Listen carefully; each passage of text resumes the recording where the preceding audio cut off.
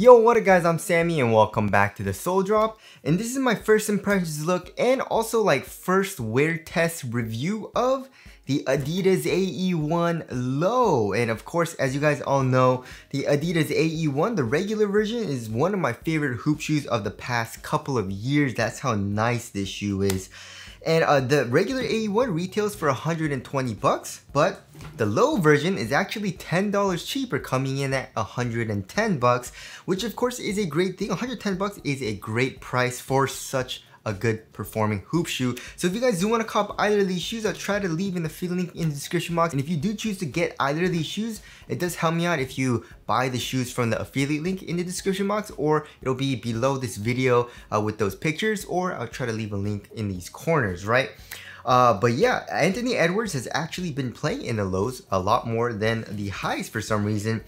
And honestly, when I first saw it, I was like, oh, it's just a low version, which of course is kind of a good thing because I mean, I do like playing in lows, but honestly, the high with this material, with this textile material, is just a really thin material and didn't really restrict ankle movement that much either. So it just really literally felt like a low, you know what I mean? So when they made the low version and I saw like the leaked images, I was like, it's literally the same thing. But then I saw some of the differences, like here in the heel, right? So you guys can see it's a little bit different from the regular AE1. Also on the medial side, right? A little bit of the foam is exposed.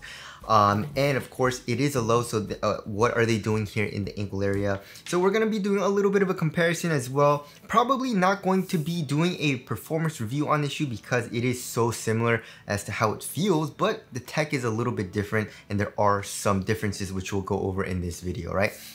So anyways, let's get it started off with the tracciones, and it's literally the exact same, right? We have this very enlarged herringbone traction pattern. In this colorway, it's kind of like semi-translucent for the rubber. It's not full solid, but it's not as translucent as this colorway. So pretty interesting. And of course, we have a little bit of camo as well.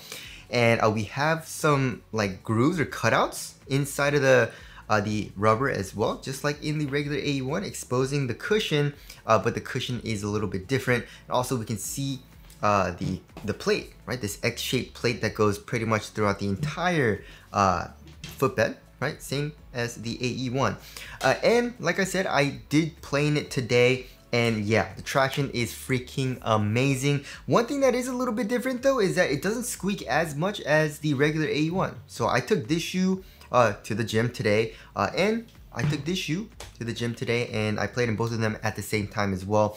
And it just didn't have as much squeak. It's still a nice little squeak, but not as loud. Of course, it has nothing to do with performance, but that was a little bit of a difference. And I remember when I got the regular AE1, it was very, very loud for the squeak when I first got it, you know what I mean? So that's a little bit of a difference, but this shoe still has an amazing bite. It bites through dust extremely well. It has top tier traction. So yeah, I really, really like the performance of the low, and I'm glad that they didn't really change it up, right?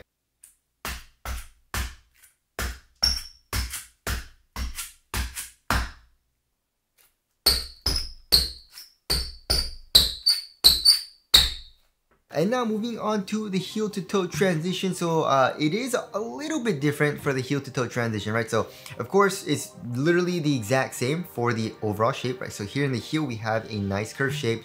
It's pretty much fully caged for the foam, besides in the back of the heel, but it doesn't really allow for that much compression, right? So here in the heel, it's a little clunky, but we have a nice curved shape, so it's not that bad. And then here in the forefoot, we have a little bit of a curved shape as well. So that feels nice, same as the regular AE1, right? As you guys can see.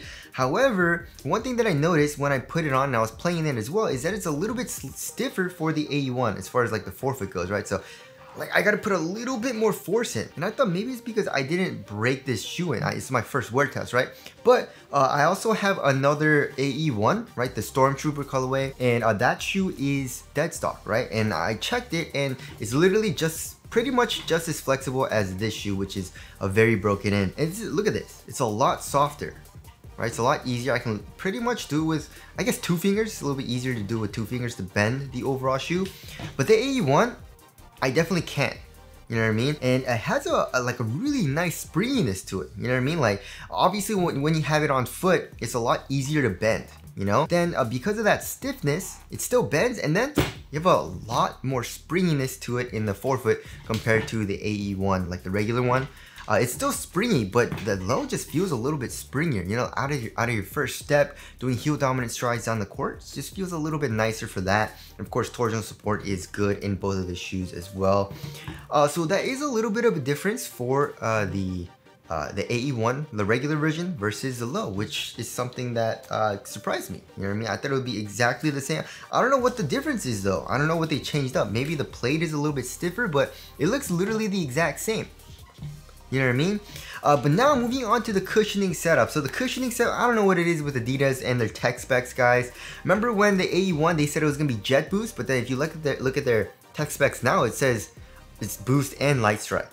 So it's like, what, right? And then when you look at the tech specs for the low version, it says boost and light strike as well. So that's weird because it literally says light boost in the heel right here.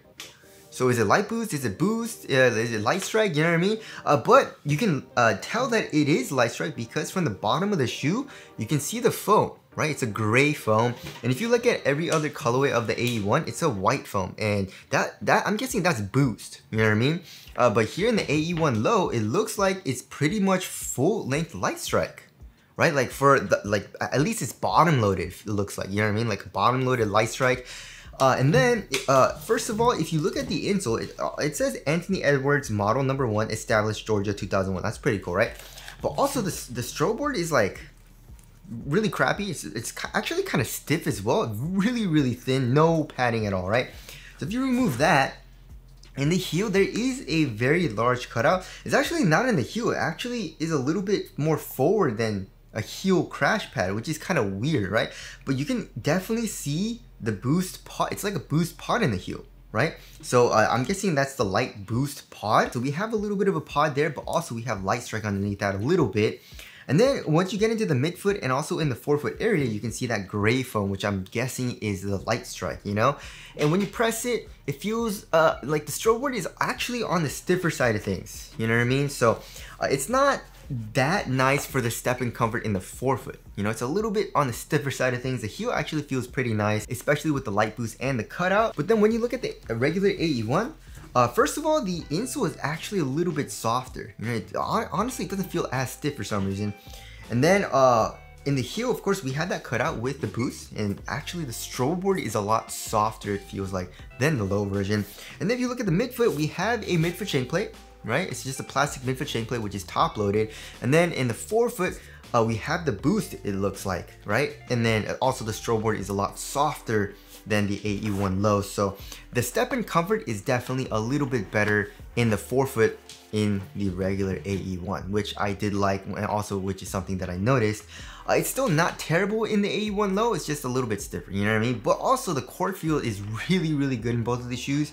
And like the regular AE1, it has really good court feel, so the foam is actually really thin. So it's not that big of a difference for the step and comfort. You know, if it was a little bit thicker, I definitely feel like it'll be a bigger difference in how it feels in the forefoot, but because it is a thinner foam, it's not that big of a difference, right? It's just a little bit stiffer here in the low and the forefoot. The heel, it's nice in both, right? Also, with this little cutout, you don't really notice that much more of a compression, you know? It's like, it's still pretty stiff as far as the overall like midsole goes from the outside of the shoe, just like in the regular AE1. So yeah, I mean, it is a little bit of a downgrade in the cushion, and it is $10 cheaper, which does make sense, but I don't know why they switched it up so much, especially with the stiffer stroke board. You know, that's a little bit disappointing. So that kind of sucks, but it's still pretty nice in the low version. It's just a little bit more responsive and a little bit stiffer feeling than this shoe, right?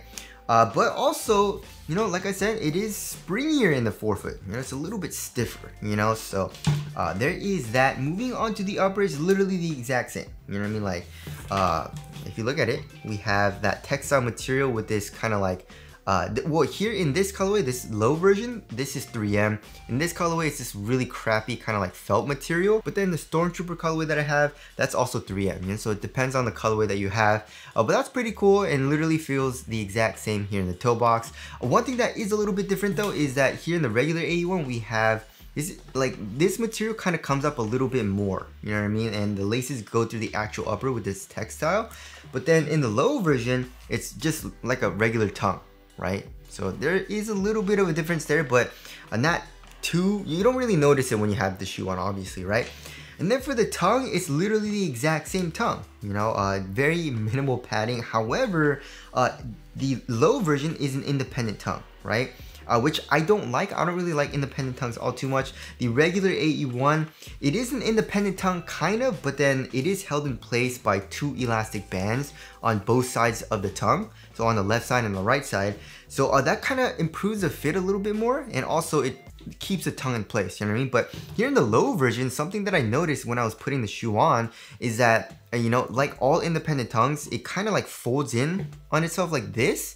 So then you kind of have to like fix it a little bit when you put it on. It's kind of annoying when you lace it up, you know what I mean? So that has nothing to do with performance, you know? It's just a little kind of like annoying thing that I noticed. But one difference, of course, is the ankle area, right? So the AE1, not a whole lot of padding, you know, in the ankle area, like the regular version. And of course, we have this textile that goes over your ankle bone.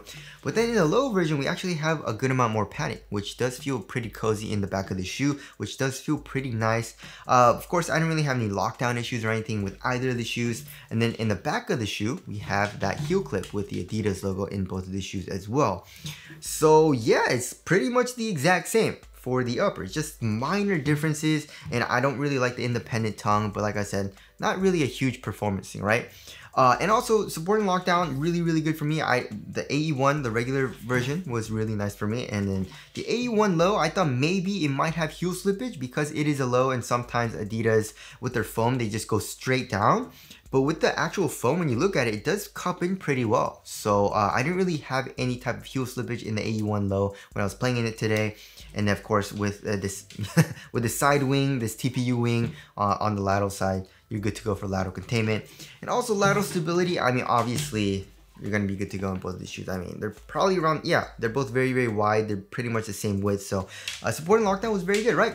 But then, of course, moving on to the weight. I mean, the AE1 low's gotta be lighter, right? But then this material, just cutting off this material, you would think that it wouldn't really be that big of a difference. But it is using light boost.